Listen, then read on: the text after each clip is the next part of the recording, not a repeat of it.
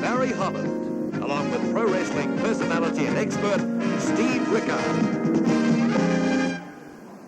In this program of World Pro Wrestling from the Pacific, a sensation. Let's first go back to last week's action.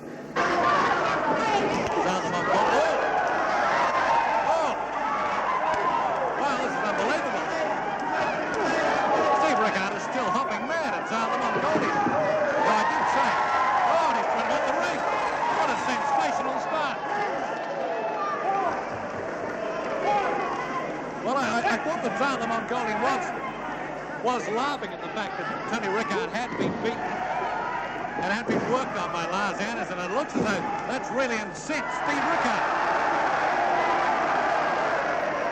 He's absolutely fired up.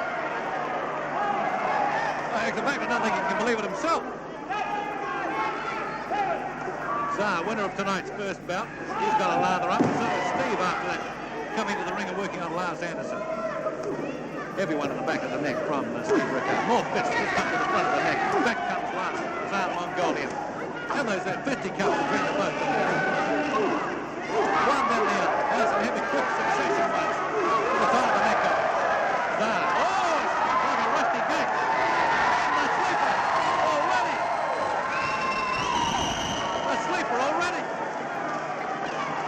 They've only just got warmed up. Well, it looks as though it could be all over already. The Tsar, the Mongolian, he's twisting, he's fighting it. Specialty is Steve Rickard, the sleeper. I think the crowd are worked up to a bit of a lather here too. The way Steve Rickard started this one off, and it looks as though he's successfully applied the sleeper again, and there it is. Well. How quickly all that came upon the world powerlifting champion, Tsar the Mongolian. Now he's not breaking. Rickard is not breaking. He's still mad. Jack Campbell is beckoning him to break the sleeper hold. As we all know, it's not the sort of hold you want to hang on to and hang on to. Tsar has got no fight whatsoever. Sleeper hold's been applied. Jack Campbell cannot break. He cannot break Steve Rickard. I've never seen Steve Rickard this mad. Well, that's how it ended. And now here's Tsar the Mongolian.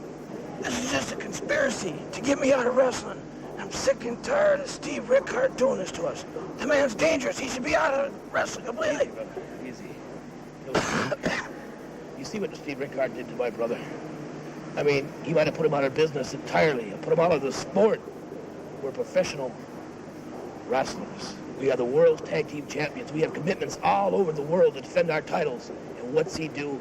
It's a conspiracy to The man's just dangerous. He ought to be out of wrestling completely. The day since we came here, who's he put up? Van Mountain, the giant David to get rid of us. But it didn't work. So what's he do? He's supposed to be a troublemaker. He's supposed to be a troubleshooter. He's supposed to be here to make sure things are fair. What happens? He gets in a ring with my brother and cheats. He puts him in an illegal chokehold and tries to put him out of business.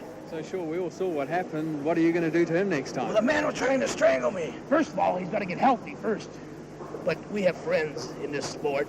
Mr. Anderson will take care of Steve Rickard. Maybe next time they get in the ring, maybe Steve Rickard gets his leg broke, huh? There'll be blood spilled in New Zealand by the time Mr. Anderson gets done with him. And we'll be back. We'll be back. Well, Steve Rickard disqualified and Tsar the Mongolian injured. And the title goes to Lars Anderson automatically. And he's thrown out challenges to all comers. And first up, it's Merv Fortune of New Zealand. Black and blue. Merv Fortune in black, Lars Anderson in blue. Well, it's not a sensation, but rather tragic that we've lost two of the heavyweights from this championship. Steve Rickard getting disqualified and then Tsar the Mongolian unable to carry on. Well, because of Steve Rickard. Lars Anderson already complaining.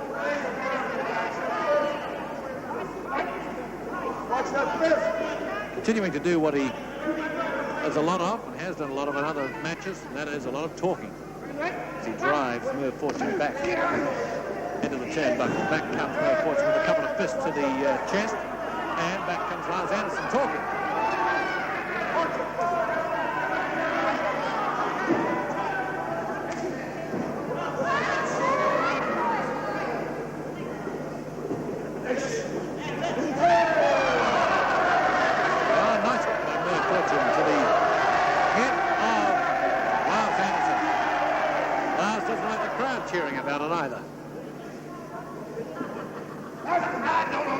Merv Fortune making a bit of a comeback to wrestling here in New Zealand.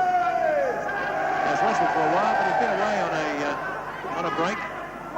Now come back into it and travelling around New Zealand on the New Zealand circuit with Steve Rickard and the pro wrestling team. Lars Anderson, a lot of his attention taken away from him by the audience, or just by chatting to the audience.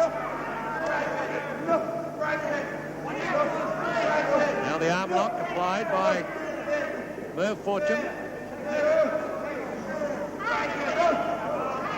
Applies that pressure. Now the Lars Anderson makes for the ropes. Got the rope. The break will be called for. That has been. Let off from Lars Anderson. Straightens himself up. Back straight in to Merv Fortune. Throws him down.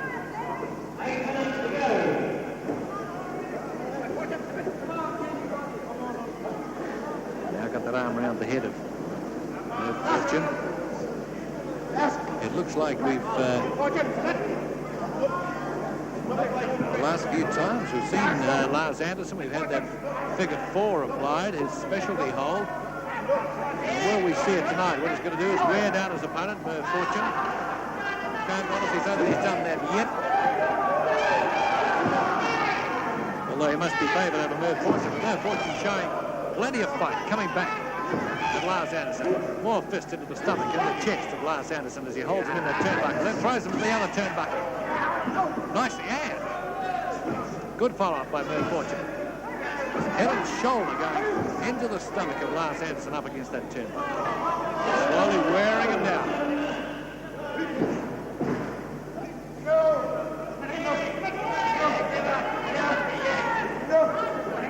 Lars Anderson saying no. Referee questioning him. Fortune doing a little bit of talking as well. He goes that hand up onto the head of Fortune. What will happen here? No, it looks like he's got no answer at this stage. A little painful, the twisting of the head. This is it then, the final bout, the TV Championship bout. That sensational start to tonight's program, or probably more so the end to last week's when Steve Rickard was disqualified for holding that sleeper hold way after he was declared the winner in the elimination bout against Zar the Mongolian.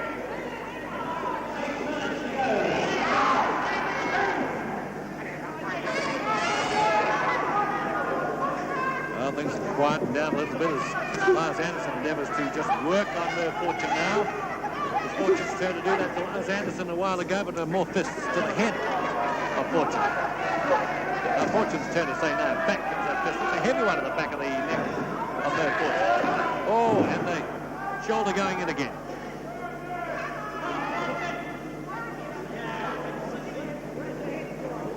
Like Anderson might have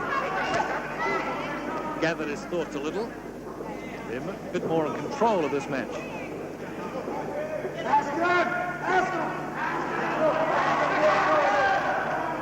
Merv Fortune, lucky man being able to get into this position where he's in the final for the championship bout. Anderson continues to talk to the crowd. As Merv Fortune figures some way to get out of this headlock of Lars Anderson. There goes the fist to the side of Anderson. Fortune gets himself out of it. Fist going from both of them now. Anderson goes back in that turnbuckle. Both looking a little tired now. Back off. Heavily into that turnbuckle. A little dazed is Lars Anderson.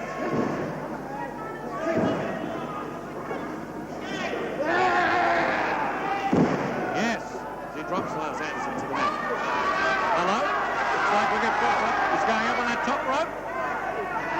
And splashed right. Anderson rolled away. Looks like the one will come off worse, and that one will be Merv Fortune. So now it's Anderson's chance to really work on the sore points. And it looks like the figure 4 will be applied. The figure 4 easily applied to Merv Fortune there, and he won't get out of this one. He's saw Tony Rickard wiggle his way out of it, onto the ropes, but it doesn't look like any chance for Merv Fortune. And no siree, the decision has been given by Jack Kendall, a win to Lars Anderson.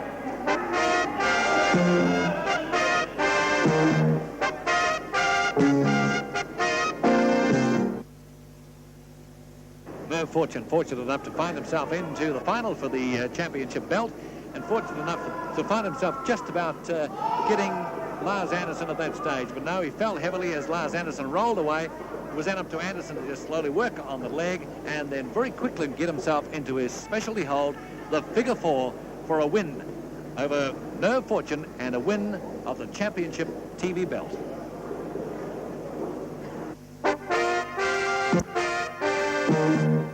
Well, Steve Rickard's in great form, but Lars Anderson is still saying he can't go the distance in a 2 out of 3 fall match. I am the greatest wrestler that New Zealand has ever seen. And I don't like the idea of the skinny kid getting involved in my matches. I had the old man beaten down. Do you understand that? Beaten down. And the kid gets involved. There's plenty of fight left in Rickard yet. Back it comes as Anderson goes back onto the turnbuckle. Anderson in the turnbuckle. Rickard keeps working as the referee tries to break them up as they're on the ropes.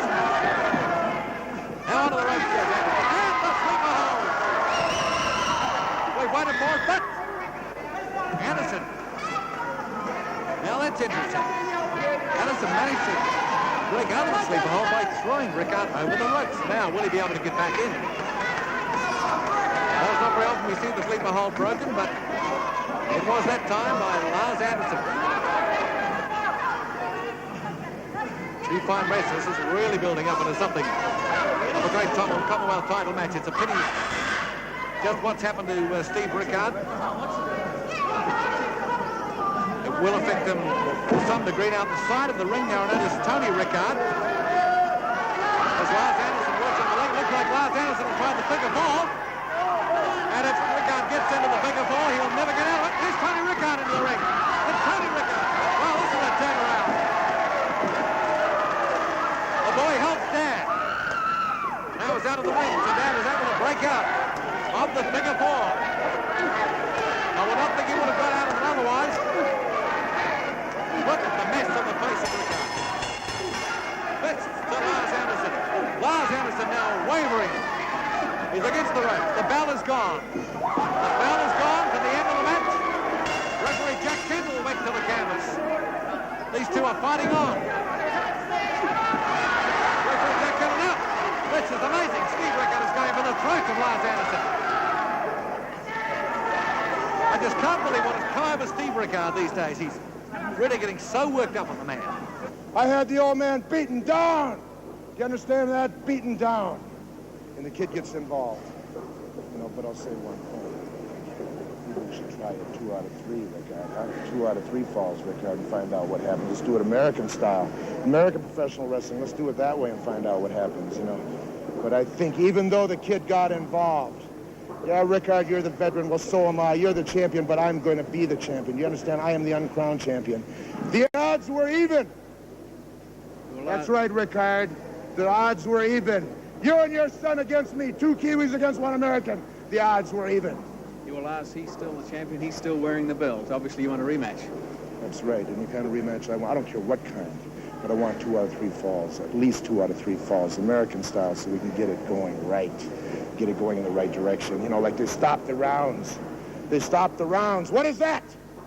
American style. You don't let them up. You just keep going. Now it's mixed tag action with the Mighty Midgets in highlights from a recent match between Coconut Willie of the USA, joined by Samoan Joe, and up against Mean Little Kevan of the USA and Merv Fortune of New Zealand. Little moisture in the hand. Rubs the hands together. How are they going to fix this man? Merv Fortune thinks he's really in for the kill here. Oh! Not once, but twice. Falls Merv Fortune. He just goes back to his corner in disgust and tags Mean Little Kevan. Now watch these two go. All the normal wrestling action. They play off the ropes. See, dives to the ground. And Mean Little Kevan comes in and hits Merv Fortune. These little things have been going on right throughout this match. Jack Candle says back out of the ring, Merv Fortune. Mean little Kevan looks around. The Coconut Willie. Both locked in. Mean little Kevan, the headlock on the Coconut Willie, but he throws him out of that. Willie to the ground. Oh! Samoan Joe absolutely stopping Mean little Kevan in his tracks. Get back in, Coconut Willie. Says Jack Kendall, the referee. Full of surprises, these two, but the bell is gone for the end of that round.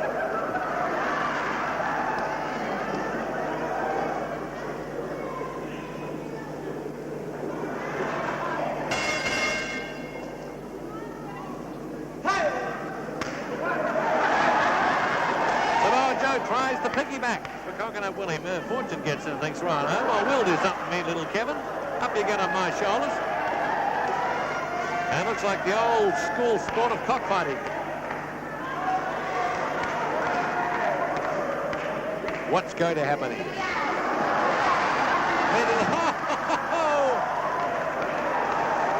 Merv Fortune goes to the ground. Mean little Kevan dives off and he's out of the ring. Well, there you see, that's the way the crowd has looked right throughout this match. A smile crossing everyone's face. And look at this. Coconut Willie with Samoan Joe, all that weight on his shoulders. They have some strength, these boys. Mean little Kevan's going to show how he can lift Merv Fortune. Doesn't quite make it. Merv Fortune nosedives into the canvas. Chance for Samoan Joe to get in. Hello, the four of them are going now.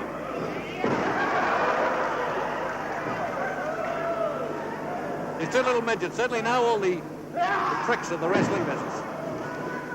Yeah, nice throw. Merv Fortune moves in to help us. Mean little Kevan now hops out of the ring as we see Mean little Kevan off the ropes, and nice footwork there from Coconut Willie. You see when you look quite close at them, there's a lot of strength in those tiny bodies. Interesting to know what sort of weights they lift in the gym. Pile driver of sorts.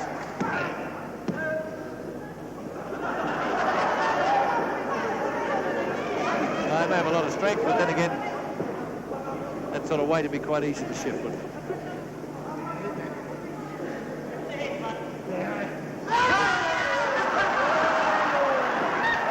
Never seem to tire, this tiny two.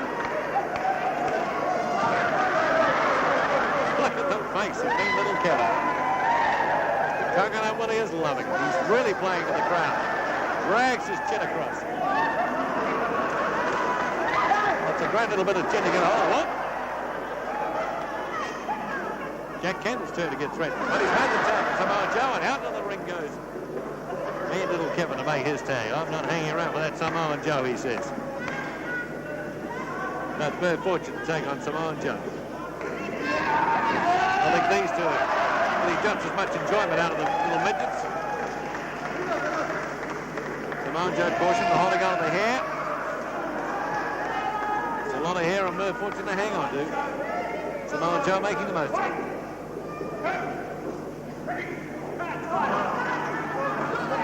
Break off the ropes.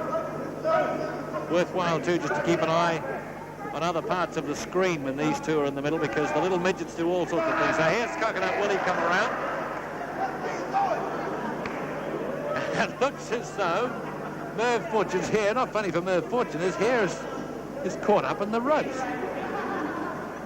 Now we've had a bit of plaiting going on here, it looks like it. And he's out. Hair is out. So just keep an eye on these little midgets as Samoa Joe and Merv Fortune carry on. They dart across the ring, dart back again, sometimes without Jack Kendall even seeing.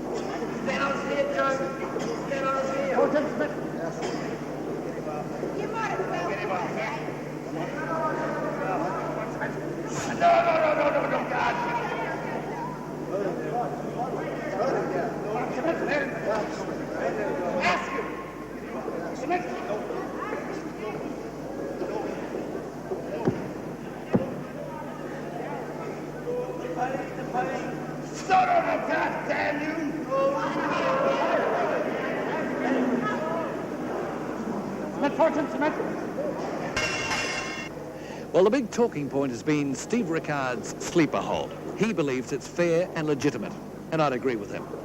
Well, that's it from World Pro Wrestling for this time. You've heard our comments. What do you think of the controversial hold? Everyone at the back of the neck from Steve Rickard. More fists this time to the front of the neck. Back comes Lars, Zara Mongolian. And there's a fisticuffs between the both of them. One then the other. There's a heavy quick succession rush. To the side of the neck of Zara. Oh, it's like a rusty neck. And the sleeper already. The sleeper already. They've only just got warmed up. Well, it looks as though it could be all over. Already, Zara the Mongolian, he's twisting, he's fighting it.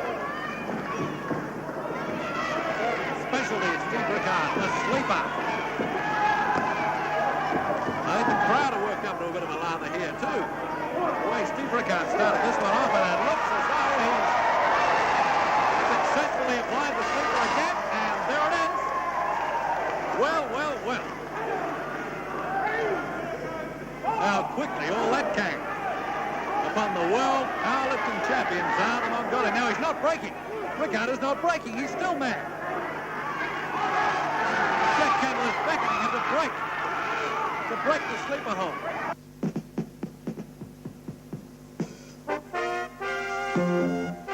And that's it from World Pro